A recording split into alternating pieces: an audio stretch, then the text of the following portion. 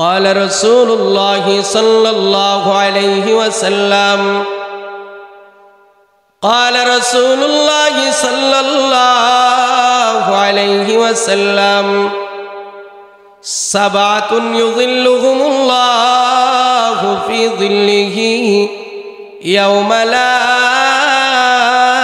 ظل إلا ظله আল্লাহর নবী বলেন যেদিন আল্লাহর আরশের ছায়া ছাড়া আর কোনো ছায়া থাকবে না ওই দিন আল্লাহ তাআলা 7 প্রকার মানুষকে ডাইকা ডাইকা আরশের নিচে জায়গা দিবেন। এর মধ্যে 1 নাম্বার হলো আল ইমামুল আদিল। দুনিয়াতে যারা ইনসাফগার শাসক হবে, দুনিয়াতে যারা ইনসাফওয়ালা বিচারক হবে, দুনিয়াতে যারা ন্যায়পরায়ণ শাসক হবে, আল্লাহ তাআলা ওই ন্যায়পরায়ণ শাসকদেরকে সর্বপ্রথম আরশের নিচে জায়গা দিবেন। এখন তো আমাদের দেশের শাসক হওয়া মানেই হয়ে গেছে জালেম হওয়া। কথা কন ঠিক কি ঠিক না? ঠিক কইলেও ঠিক, না কইলেও ঠিক। এখন আমাদের কালচার হয়ে গেছে নেতা হওয়া মানেই যেন হয়ে গেছে জুলুমবাজ হওয়া। না রে বাবা না, তুমিও নেতা, ওমরও নেতা। কথা কন ঠিক কি ঠিক না? তুমিও নেতা, আলীও নেতা, তুমিও নেতা, উসমানও নেতা, তুমিও নেতা, আবু বকরও নেতা। তোমার আর আবু বকরের মধ্যে পার্থক্য কি জানো? আবু বকর আল্লাহর নবীর সাথে দুনিয়াতে চলছে, মৃত্যুর পরে নবীর কবরের পাশে আবু বকরের কবর হয়ে গেছে। তুমিও নেতা, ওমরও নেতা। তোমার আর ওমরের মধ্যে পার্থক্য কি জানো? আল্লাহর নবী বলছেন লাউ কানা বাদি নাবিয়্যুন লাকানা ওমর।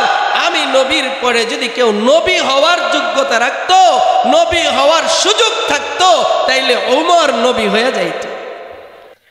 জামিয়াতুশ শেখ ইদ্রিস সন্দ্বীপ ইসলামী আরাবিয়া রহমতপুর মাদ্রাসার 37তম ওয়াজ মাহফিলে উপস্থিত হযরত উলামায়ে কেরাম, দিন দরদি মুসলমান, পর্দার আড়ালের মা ও বোন, রব্বে করিমের দরবারে অসংখ্য শুকরিয়া যে আল্লাহ আজকের এই সুন্দর আয়োজনে আমাদেরকে উপস্থিত হয়ে দিনে কিছু কথা বলা ও শুনবার তৌফিক দান করেছেন। ওই মহান মালিকের দরবারে সকলে শুকর গুজার হচ্ছি। সকলে পড়ি আলহামদুলিল্লাহ। মুহতারাম হাজিরিন, এই দুনিয়া ক্ষণস্থায়ী, মানুষ চিরস্থায়ী হওয়া তো দূরের কথা, মানুষকে আল্লাহ যে দুনিয়াতে পাঠাইছেন এই দুনিয়াই চিরস্থায়ী না। কি বলেন ঠিক কি ঠিক না? আল্লাহ কোরআনে বলছেন কুল্লু মান আলাইহা ফান ওয়া ইয়াবকা ওয়াজহু রাব্বিকা যুল জালালি ওয়াল ইকরাম।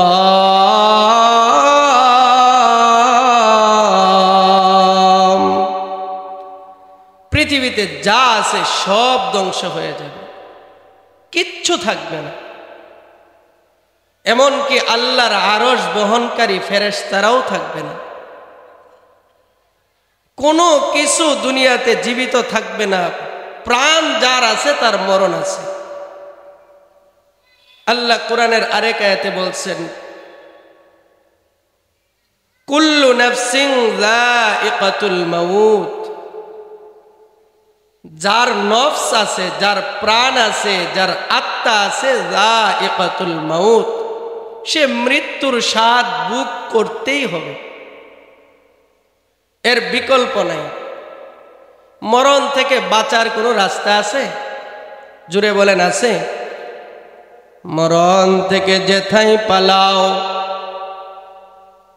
মরণ থেকে যেথাই পালাও, মরণ তোমায় লইবে গিরি। যদিও সুদূর আকাশ পানে লুকাও, সেথায় লাগায় সিঁড়ি। কেউ যদি দুনিয়া পার হয়ে আসমানে চলে যায়, আজরাইল তাকে আসমানে গিয়া ধরার ক্ষমতা আছে না নাই?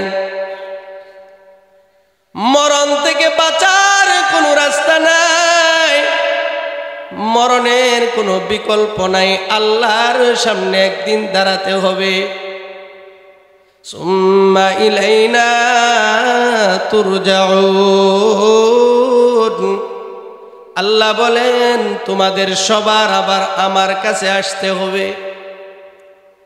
কঠিন এক ভয়ানক পরিস্থিতি আমাদের জন্য অপেক্ষা করতেছে। হাসরের ময়দানে মানুষগুলো দাঁড়ায় থাকবে। এক পর্যায়ে মানুষগুলো অসহায় হয়ে বলবে, আল্লাহ আর দাঁড়ায় থাকতে পারতেছি না, মালিক রে বিচার কার্যটা আপনি করে ফেলেন, মনে চাইলে জান্নাতে দেন, মনে চাইলে জাহান্নামে দেন, কিন্তু মালিক আর দাঁড়ায় থাকতে পারতেছি না। সূর্যটা মানুষের মাথার কাছে চলে আসবে। যারা গুনাহ করে জাহান্নামী হয়ে যারা কবরে যাবে, তাদের মাথার মগজগুলো গলে গলে গলে গলে ওই সূর্যের তাপে জমিনের মধ্যে পড়তে থাকবে। আরে বাবা, একটা মানুষের মাথার মগজ গলবে কতটুকু রৌদ্র হলে একটু চিন্তা করেন। পৃথিবীর সবচাইতে গরম পানি যদি মানুষের মাথায় ঢালা হয়, তারপরেও মানুষের মাথার ওই শক্ত হাড্ডি ভেদ করতে পারবে না। কিন্তু ওই দিন সূর্যের আলো এত কঠিন হবে, সূর্যের আলোতে মানুষের মাথার মগজগুলো পর্যন্ত গলে যাবে। আরে বাবা, ওই হাসরের ময়দানে আমাদের দাঁড়ানো লাগবে কি লাগবে না? জুরে কন্যা, ওই দিনটা আমাদের সামনে আছে না নাই? বাবা রে, এই কথাটা শুধু যদি দিল দিয়া বিশ্বাস করতেন আর কোনো ওয়াজের দরকার ছিল না। যদি দিল দিয়া এটা ইয়াকিন করতেন হাসরের ময়দানে আমাকে দাঁড়ানো লাগবে, আল্লাহর আদালতে আমার দাঁড়ানো লাগবে, এই কথাটা যদি দিল দিয়া বিশ্বাস করতেন, তাইলে দুনিয়ার কোনো মানুষ নাফরমানি করতে পারতো না। কি বলেন, ঠিক কি ঠিক না? হাসরের ময়দানে মানুষগুলো যখন দাঁড়াবে, এখন আপনাদের জন্য একটা সুসংবাদ শোনাই। আল্লাহর নবী বলেন, ওই কঠিন দিনে যেদিন গুনাহগারের মাথার মগজগুলো গলে গলে পড়ে যাবে, আল্লাহর নবী কয় ওই দিন আল্লাহর কিছু পেয়ারা বান্দা হবে, যাদের কোনো টেনশন থাকবে না, কোনো পেরেশানি থাকবে না। আল্লাহ তাআলা ওই বান্দাগুলারে ডাইকা ডাইকা ডাইকা ডাইকা হাসরের ময়দানের এই হাজার হাজার কোটি মানুষ থেকে আলাদা কইরা কইরা আল্লাহর আরশের নিচে কিছু ভিআইপি চেয়ার থাকবে। এই যে আজকে এত বড় মজমা, এখানে উলামায়ে কেরামের জন্য চেয়ার রাখা হয়েছে, আরামের ব্যবস্থা করা হয়েছে। রে বাবা, হাসরের ময়দানেও আল্লাহর আরশের নিচে কিছু ভিআইপি চেয়ার থাকবে, আর হাসরের ময়দানে আল্লাহর কিছু ভিআইপি মেহমান থাকবে, বান্দা থাকবে। আল্লাহ তাআলা তাদেরকে ডাইকা ডাইকা ওইখানে 50,000 বছর দাঁড়ায় থাকা লাগবে না, আল্লাহ তাদেরকে ডাইকা ডাইকা ওই চেয়ারের মধ্যে বসায় দিবেন। যারা ওই দিনে চেয়ারটা পাবে কেমন লাগবে বলেন তো? 2 ঘন্টা হাইটা এরপরে একটু বৈশা দেখেন, বসার যে কি মজা, কি ঠিক না? এখন সারাদিন চেয়ারে বৈশা থাকেন তো বসার মজা পান না। এখান থেকে নরসিংদী হাইটা গিয়ে এরপরে 1 মিনিট বৈশা দেখবেন, ঘুম চলে আসবে। কি কন, ঠিক কি ঠিক না? যে কষ্ট করে না সে সুখের মজাও পায় না। ওই দিন ওই কঠিন পরিস্থিতিতে যে পড়বে সে বুঝতে পারবে এখানে বসার যে কি মজা। পুরা চকের মধ্যে রৌদ্র, চকের মাঝখানে শুধু একটা গাছ। আপনি যদি গিয়ে ওই গাছের নিচে বসেন, আপনার কাছে কেমন লাগবে? আরাম লাগবে না? হাসরের ময়দানে তো কোনো গাছ থাকবে না, কারণ গাছ হইতে হইলে তো মাটি উর্বর থাকা লাগে, কিন্তু হাসরের ময়দানের মাটি তো তামার মতো শক্ত হয়ে যাবে। সূর্যের তাপে যেখানে মাথার মগজ গলে যাবে, তাহলে বোঝা গেল ওই সূর্যের তাপ এটা আগুনের চাইতে আরো পাওয়ারফুল হবে। একটা আগুনের তাপের মধ্যে মাটি থাকলে ইট হয়ে যায়, কি কোন ঠিক কি ঠিক না?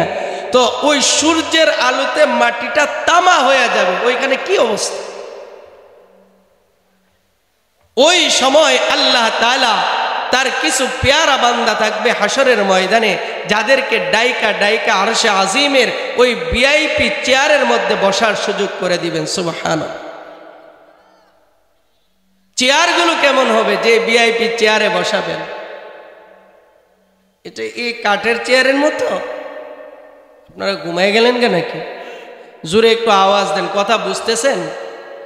কে কে বুঝতেছেন হাত তুলেন তো, একটা তাকবীর দেন, লিল্লাহি তাকবীর। আমি আস্তে কইছি দেখে আপনারাও আস্তে কইছেন, জোরে বলেন লিল্লাহি তাকবীর। যুবক ভাইয়ের আওয়াজ দিয়া লিল্লাহি তাকবীর। হাত নামান। যুবক ভাইদের উদ্দেশ্যে দুই একটা কথা বলে আমি বিদায় নিব। ওই চেয়ারগুলো কেমন হবে? কিতাবে লেখে ওই চেয়ারের একটা পায়া পুরা দুনিয়া বিক্রি করে দিলেও একটা চেয়ারের পায়ার সমান মূল্য হবে না। চেয়ারটা কেমন হবে? আল্লাহু আকবার। ওই দামি চেয়ারের মেহমান হতে চাননি আপনারা? কে কে চান একটু হাত তুলেন তো। আল্লাহ তুমি আমাদেরকে ওই দামি চেয়ারের মেহমান বানায় দিও, কন্যা আমিন। হাত নামান। আল্লাহর নবী বলেন ওই দিন আল্লাহ তাআলা 7 ধরনের মানুষকে, কয় ধরনের? জুড়ে বলতে হবে। 7 ধরনের মানুষকে ডাইকা ডাইকা ওই ভিআইপি চেয়ারের নিচে নিয়ে বসায় দিবেন। ভিআইপি চেয়ারে নিয়ে আল্লাহ বসায় দিবেন। কয় ধরনের মানুষ? 7 ধরনের। قال رسول الله صلى الله عليه وسلم قال رسول الله صلى الله عليه وسلم 7 يظلهم الله في ظله يوم لا ظل إلا ظله।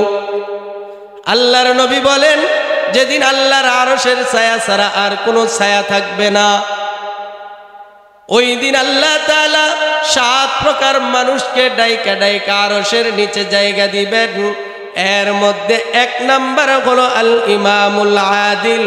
দুনিয়াতে যারা ইনসাফগার শাসক হবে, দুনিয়াতে যারা ইনসাফওয়ালা বিচারক হবে, দুনিয়াতে যারা ন্যায়পরায়ণ শাসক হবে, আল্লাহ তাআলা ওই ন্যায়পরায়ণ শাসকদেরকে সর্বপ্রথম আরশের নিচে জায়গা দিবেন। এখন তো আমাদের দেশের শাসক হওয়া মানেই হয়ে গেছে জালেম হওয়া। কথা কন ঠিক কি ঠিক না? ঠিক কইলেও ঠিক, না কইলেও ঠিক। এখন আমাদের কালচার হয়ে গেছে নেতা হওয়া মানেই যেন হয়ে গেছে জুলুমবাজ হওয়া। না রে বাবা না, তুমিও নেতা, ওমরও নেতা। কথা কন ঠিক কি ঠিক না? তুমিও নেতা, আলীও নেতা, তুমিও নেতা, উসমানও নেতা, তুমিও নেতা, আবু বকরও নেতা। তোমার আর আবু বকরের মধ্যে পার্থক্য কি জানো? আবু বকর আল্লাহর নবীর সাথে দুনিয়াতে চলছে, মৃত্যুর পরে নবীর কবরের পাশে আবু বকরের কবর হয়ে গেছে। তুমিও নেতা, ওমরও নেতা। তোমার আর ওমরের মধ্যে পার্থক্য কি জানো? আল্লাহর নবী বলছেন লাউ কানা বাদি নাবিয়্যুন লাকানা ওমর। আমি নবীর পরে যদি কেউ নবী হওয়ার যোগ্যতা রাখতো, নবী হওয়ার সুযোগ থাকতো, তাইলে ওমর নবী হয়ে যাইত। তাহলে তুমিও নেতা, ওমরও নেতা, পার্থক্য কতটুকু? আল্লাহু আকবার। তুমিও নেতা, উসমানও নেতা, কিন্তু তোমার আর উসমানের মধ্যে পার্থক্য কি? আল্লাহর নবী বলেন লিকুল্লি নাবিয়্যিন রফিকুন ওয়া রফিকি ফিহা ইয়ানি উসমান ইবনে আফফান। আল্লাহর নবী বলেন প্রত্যেকটা নবীর জন্য জান্নাতে একজন রফিক থাকবে, বন্ধু থাকবে, সাথী থাকবে, আর জান্নাতে আমার সাথী হয়ে যাবে উসমান। তাইলে আমাদের মধ্যে আর উসমানের মধ্যে পার্থক্য আছে না নাই? আমাদের মধ্যে আর উমরের রাদিয়াল্লাহু আনহুর মধ্যে পার্থক্য আছে না নাই? ও বাবা, নেতা হওয়া এটা খারাপ কাজ না, নেতা হওয়া এটা খারাপ কাজ না, নেতা হইয়া জুলুম করা খারাপ কাজ। জুরে কন ঠিক না বেঠিক? নেতা হওয়া খারাপ কাজ না। একটা সমাজ চলতে গেলে নেতার প্রয়োজন আছে না নাই? একটা রাষ্ট্র চলতে গেলে আমির লাগবেই, আমির সারা রাষ্ট্র চলবে না। আমির হওয়া খারাপ কাজ না, কিন্তু আমির হইয়া নিজের পকেট ভরা এটা খারাপ কাজ। হযরত উমর তো আমির ছিলেন, কিন্তু নিজের পকেট ভরছেন। আপনারা কি আমার কথা বুঝেন না? এতগুলো মানুষ হা না কইলে তো ফাইটা যাওয়ার কথা। মার উমর কেমন শাসক ছিলেন কিতাবে লেখে, উনি যখন কাজ করতেন, রাত্রিবেলা কাজ করলে, রাষ্ট্রীয় কাজ করলে মোমবাতি জ্বালায় বা বাতি জ্বালায় কাজ করতেন।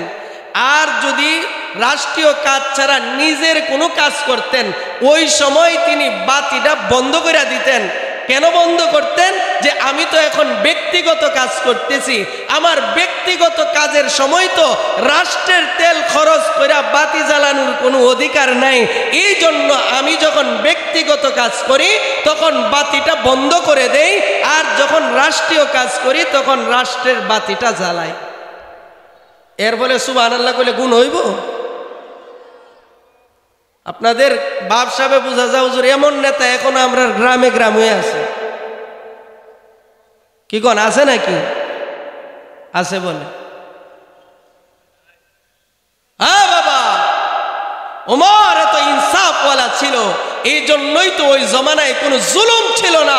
এমনকি প্রাণীরা পর্যন্ত একটা প্রাণী আরেকটার উপর জুলুম করতো না। সুবহানাল্লাহ। শাসকের প্রভাব জনগণের উপরে পড়ে। উমরের ওই ন্যায়পরায়ণতা, উমরের ওই ইনসাফের প্রভাব তার এলাকার জনগণের উপরে পড়েছে। ও বাবা, সাহাবী তো আছেই, তাবেঈ যারা রাষ্ট্রের দায়িত্বে ছিলেন তাদের মধ্যে ইনসাফ ছিল। কেমন ইনসাফ ছিল একটু ঘটনা বলবো নি একটা। হযরতে উমর রাদিয়াল্লাহু তাআলা আনহুর জামানায় হিমস নামক একটা অঞ্চল ছিল। ওই অঞ্চলের গভর্নর ছিলেন হযরতে সাঈদ ইবনে আমির আল জুমাহি রাদিয়াল্লাহু তাআলা। পুরা নাম তো আপনারা মনে রাখতে পারবেন না, এতটুকু মনে রাখেন ওনার নাম ছিল সাঈদ। ওনার নাম কি ছিল? সাঈদ। হিমসের গভর্নর, হিমসের নেতা। ওমর রাদিয়াল্লাহু তাআলা ওনাকে হিমসের নেতা বানাইছেন। এখন ওমর গোয়েন্দা পাঠায় খবর নিতেছেন, আমি যে নেতা পাঠাইলাম সে কি ইনসাফ করতেছে না কোনো উল্টা পাল্টা করতেছে, একটু খবর নেই। আমাদের তো নিয়ম হয়ে গেছে, লোকটা যদি আমার দলের হয় হের 7 খুন মাফ। কথা কন ঠিক কি ঠিক না? আর যদি বিরোধী দলের হয় তাহলে ফান থেকে চুন খসলে তার অবস্থা খারাপ। কথা কন ঠিক কি ঠিক না? ও বাবা, এটার নাম ইনসাফ না, এটার নাম জুলুম। কথা কন ঠিক কি ঠিক না? হযরত ওমর দেখেন নিজের নেতাকে কিভাবে গাইড করে, বুঝতেছেন নি কথা? হযরত ওমর গোয়েন্দা পাঠাইছে দেখার জন্যে যে আমি যে হিমসের গভর্নর বানাইলাম সাঈদকে, সাঈদ তার দায়িত্ব সঠিকভাবে পালন করতেছে কিনা এটা একটু দেখে আসে। গোয়েন্দা চলে গেছে, গোয়েন্দা পুরা এলাকা গুইরা ওমরের কাছে রিপোর্ট লিখছে, খলিফাতুল মুসলিমিন, আপনার গভর্নর সঠিকভাবে দায়িত্ব পালন করতেছে। তো ওমর রাদিয়াল্লাহু তাআলা সিদ্ধান্ত নিলেন, যেহেতু আমার গভর্নর সঠিকভাবে দায়িত্ব পালন করতেছে, আমার একটু ইচ্ছা আমি ওই এলাকায় গিয়া নিজের চোখে একটু দেখা আসব। হযরতে ওমর হিমসে চলে গেলেন, গিয়া হিমসের সব লোককে জমাইলেন। জমায়ে বলতেছেন, এ হিমসের মুসলমান, তোমাদের জন্য আমি যে গভর্নর বানাইছি সাঈদ ইবনে আমির আল জুমাহিকে, তার ব্যাপারে কি তোমাদের কোনো অভিযোগ আছে? এক লোক দাঁড়ায় বলে, ওমর খলিফাতুল মুসলিমিন, আমার একটা অভিযোগ আছে। ওমর একটু চমকে উঠলেন, কারণ গোয়েন্দা তো রিপোর্ট দিছে, সবাই তার উপর কি খুশি। এখন একজন দাঁড়ায় বলতেছে আমার একটা অভিযোগ আছে। কি? যে আপনি যে গভর্নর বানাইছেন সাঈদকে, তিনি সপ্তাহে একদিন অফিসে আসেন না। এটা হলো অভিযোগ। সাঈদ ওমরের পাশে বসা, ওমর রাদিয়াল্লাহু তাআলা আনহু বললেন, হে সাঈদ, লোকটা যে কথা বলছে এটা কি সত্য?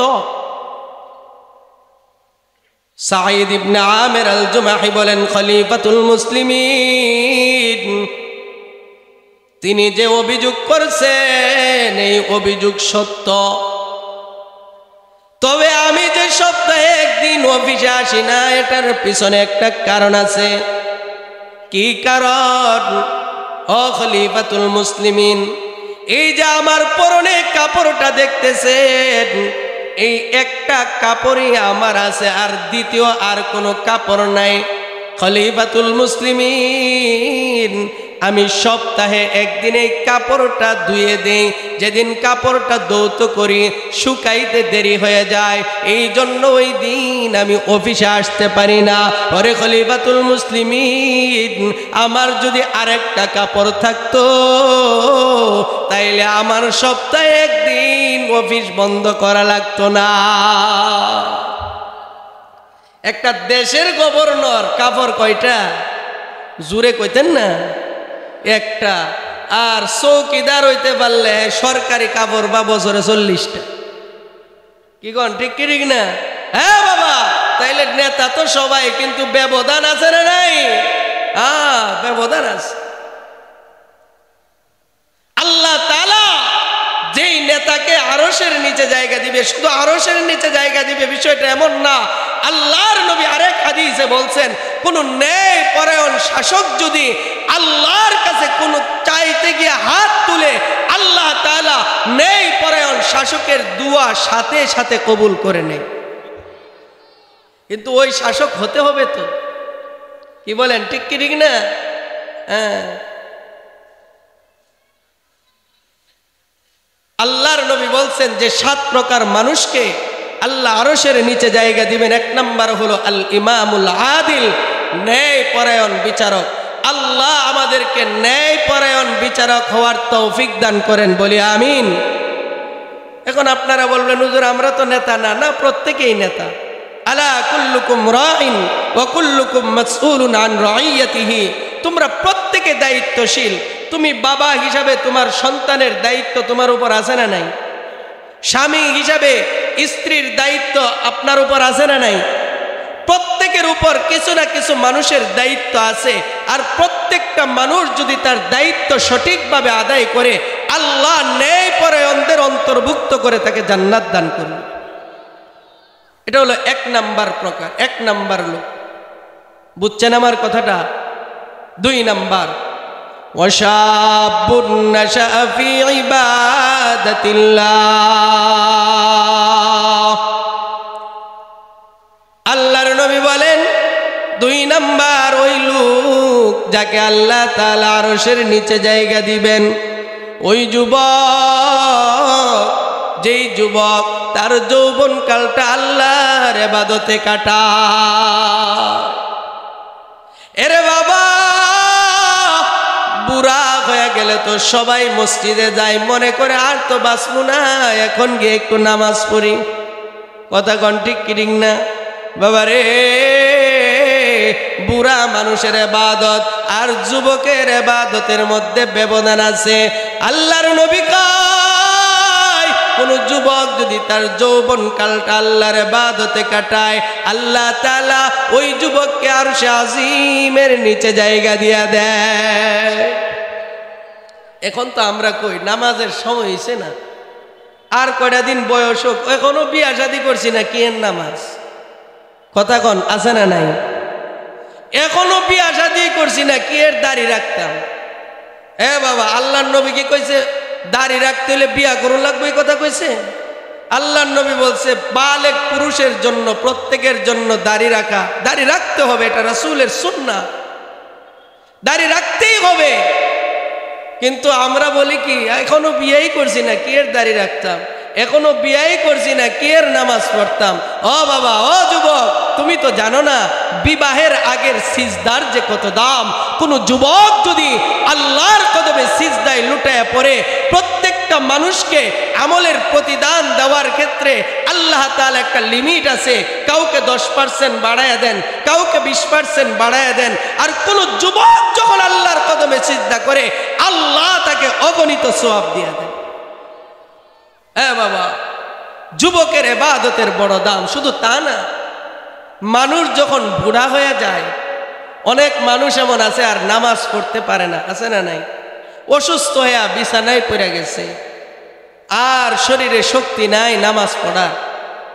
এখন ফেরেশতারা কেউ চায় তার আমল নামায় গুনাহ লিখতে, কারণ নামাজ তো পড়তে পারে না। নামাজ না পড়া এটা সওয়াবের কাজ না গুনার কাজ? সওয়াবের কাজ। নামাজ না পড়া কিসের কাজ? গুনার কাজ। কথা বুঝেননি আপনারা? নামাজ না পড়া এটা গুনার কাজ। তো দুই দল ফেরেশতা আসে, একদল আইসা কয় আমরা গুনাহ লিখবো কারণ বুড়া তো এখন আর কি করে না। আরেক দল কয় আমরা তার নেক লিখবো কারণ এত বুড়া মানুষ উঠতে পারে না, উঠলে তো ঠিক ওই নামাজটা পড়তো। তো দুই দল ফেরেশতার মধ্যে বিতর্ক হয়, ফাইসালা করে দেন আল্লাহ। আল্লাহ তখন বলে, এ ফেরেশতা, বিতর্কের দরকার নাই, দেখ আমার এই বান্দাটা যৌবনে কি করছে। সুবহানাল্লাহ বলতেন না? এবার ফেরেশতা যদি যৌবনের আমল নামা গাইটা দেখে খালি ককটেল মারছে, কি কোনো? যদি যৌবনের আমল নামা গাড়া দিয়া দেখে যে শুধু টেকাইটা মারছে, যদি যৌবনের আমল নামা গাটা দিয়া দেখে চাঁদাবাজি করছে, যদি যৌবনের আমল নামা গাটা দিয়া দেখে যে যৌবনের ক্ষমতায় সে শুধু জিনার কাজে লিপ্ত ছিল, তাইলে মৃত্যু পর্যন্ত তার আমল নামায় যৌবনে যেই হারে সে গুনাহ করছে তার আমল নামায় ওই হারে গুনাহ লেখা হবে।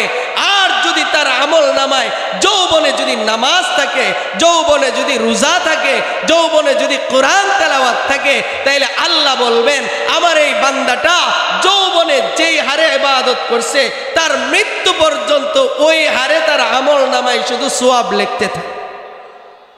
এ বাবা, সরকারি চাকরির ক্ষেত্রে নিয়ম আছে, 65 বা 70 বছর যখন বয়স হয়ে যায় তখন সরকার বলে কি যে তুমি এখন রিটায়ার, তোমার আর কোনো কাজ করা লাগতো না, তুমি বাড়ির যাওগা, তবে টেনশনের কোনো দরকার নাই। এতদিন কাজ কইরা যা বেতন পাইছো এখন ঘরে বইয়া বইয়া তা বেতন পাইবে। কথা কোন ঠিক কিনা? কেন? সরকার বুঝছে এখন তার হাড্ডি দুর্বল হয়ে গেছে, ব্রেন দুর্বল হয়ে গেছে, সব দুর্বল হয়ে গেছে, এখন বান্দার আর কাজ করার সময় নাই। তবে এত জীবন যে কাজ করছে, এখন সরকার মনে করে আমার দায়িত্ব, এই লোকটা তো সারা বছর সরকারি কাজগুলো সঠিকভাবে করছে, এখন আমার দায়িত্ব তারে বসায় বসায় খাওয়ানো। শুধু তারে বসায় বসায় খাওয়ানা, ওই সরকারি লোকটা যদি মারা যায় তার বউরে পর্যন্ত বেতন দেয়। কথা কন ঠিক কি না? ও বাবা, তাইলে সরকারের চাইতে আমার আল্লাহর দয়া কম না বেশি? একটা সরকার যদি 65 বছরের বয়স্ক লোকটারে পেনশন দিয়া ঘরের ভিতরে বসায় বসায় বেতন দিতে পারে, তাইলে কোন যুবক যদি যৌবনে ইবাদত করে ওই লোকটা যদি বুড়া হয়ে যায় তারে আল্লাহ বিছানায় শুয়ায়া শুয়ায়া সওয়াব দিতে পারে না? শুধু তা না, একটা সরকার যেমন ওই লোকটাকে তো বেতন দেই, তারপরে সে মারা যাওয়ার পরে তার বিবিরে বা ছেলেরও পর্যন্ত বেতন দেয়।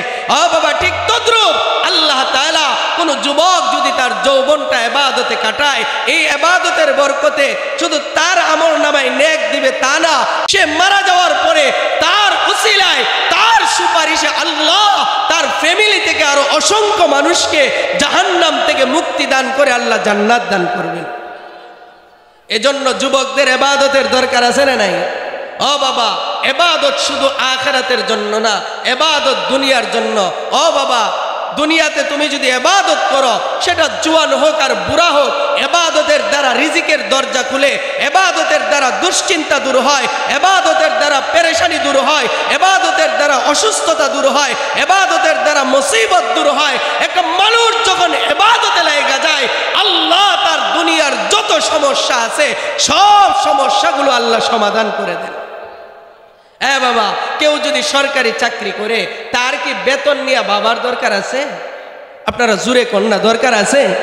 মাস শেষে তার দায়িত্ব হলো সকাল 8টা বাজে অফিসে যাবে, 4টা 1টা পর্যন্ত অফিস করবে, অফিস করা শেষ আবার ওইখানে একটা টিপ দেওয়ার জায়গা আছে, টিপ দিয়ে খালি চলে আসবে। মাস শেষে গিয়া কইতে হইব না আমারে বেতন দেন, মাস শেষ অটোমেটিক তার অ্যাকাউন্টে বেতন ঢুকে যায়। কথা কন ঠিক কি ঠিক না? ও বাবা, ঠিক তদ্রুপ আপনি সরকারি চাকরি করলে যেমন সরকারের কাছে বেতন চাইতে হয় না, আপনার কাজ হলো শুধু চাকরি করা, সরকারের দায়িত্ব হলো আপনার বেতন আপনার ঘরে পৌঁছায় দেওয়া।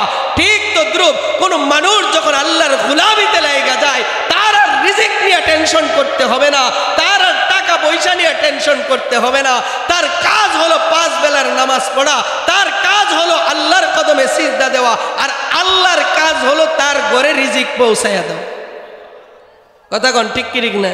এটা আমার কথা না, আল্লাহ কোরআনে বলছেন, মান আমিলা সালিহাম মিন যাকারিন আও উনসা ওয়া হুয়া মুমিন, মান আমিলা সালিহাম মিন যাকারিন আও উনসা ওয়া হুয়া মুমিন ফালানুহিয়ান্নাহু হায়াতান তাইয়্যিবা ওয়ালানাজজিয়ান্নাহুম আজরাহুম বিআহসানি মা কানু ইয়ামালুন। আল্লাহ বলেন, যে বান্দা বান্দি দুনিয়াতে নেক আমল করবে, ফালানুহিয়ান্নাহু হায়াতান তাইয়্যিবা, আল্লাহ বলেন আমি তাকে একটা পবিত্র জীবন দিয়া দিব, একটা শান্তির জীবন দিয়া দিব, যেই জীবনে তার কোনো হাই হাই কেসকেসি থাকবে না, যেই জীবনে তার কোনো দুশ্চিন্তা থাকবে না, যেই জীবনে তার কোনো পেরেশানি থাকবে না, যেই জীবনে তার কোনো অভাব অনটন থাকবে না। আরে বাবা, সরকার যেমন তার কর্মচারীকে বসায় বসে মাস শেষে অটোমেটিক বেতন দিয়া দেয় কাজ ঠিক মতো করলে, ঠিক তদ্রুপ যে বান্দা আমার আল্লাহর ডিউটিগুলো সঠিকভাবে করবে, 5 বেলার নামাজ সঠিকভাবে পড়বে, আমার আল্লাহ ওই লোকটাকেও সরকারি বেতনের মতো চাওয়া ছাড়াই তার সব সমস্যা দূর করে দিবে। এই বিশ্বাস আসেনি আপনাদের? যদি বিশ্বাস থাকতো মুসলমানদেরকে নামাজের আর ওয়াজ করা লাগতো না। খোদার কসম করে বলি, আপনার দুনিয়ার জীবনের যত সমস্যা আছে সব সমস্যার সমাধান আল্লাহ নামাজে রেখে দিয়েছে। বিশ্বাস করি না তো আমরা, আসলেই বিশ্বাস করি না।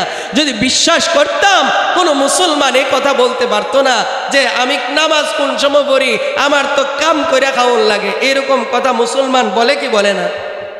বাবা, যদি ওই মুসলমানের ইয়াকিন থাকতো যে নামাজের দ্বারা রিজিক আসে, তাইলে রিজিকের তালাশে নামাজ বাদ দিয়া সে কাজ করতো না, বরং রিজিকের তালাশে সে কাজ বাদ দিয়া মসজিদে দৌড়ায় যাইতো। কথা কোন ঠিক কি ঠিক না? আল্লাহর ওয়াদা, যারা নামাজ পড়ে নামাজীদেরকে আল্লাহ রিজিকের কষ্ট দেয় না। এজন্যই তো অনেকে বলে হুজুররা অল্প টাকা বেতন বা খুব মসমসা চলে, সুন্দর কাপড় পরে আরামে চলে। আসলে চলে যে, এটার পিছনে তার নামাজের অবদান আছে, এটার পিছনে তার কোরআন তেলাওয়াতের অবদান আছে, এটার পিছনে আল্লাহর জিকিরের অবদান আছে। বাবা, আপনার আলেম হওয়ার দরকার নাই, আপনিও নামাজ শুরু করেন, আপনিও কোরআন তেলাওয়াত শুরু করেন, আপনিও জিকির শুরু করেন, আল্লাহ আপনার জীবনের মোড় ঘুরায় দিবে, আল্লাহ আপনার জীবনটাকেও সুন্দর বানায় দিবে, আল্লাহ আপনার অল্প কামাইয়ের মধ্যে বরকত দিয়ে দিবে। তখন দেখবেন শুধু শান্তি আর শান্তি, আপনার পুরা জিন্দেগিতে কোনো পেরেশানি থাকবে না। এজন্য এরকম একটা পেরেশানি মুক্ত জীবন চাননি আপনারা? কে কে চান একটু হাত তুলেন তো। আল্লাহ তুমি আমাদেরকে পেরেশানি মুক্ত জীবন দাও, বলেন আমিন। হাত নামা।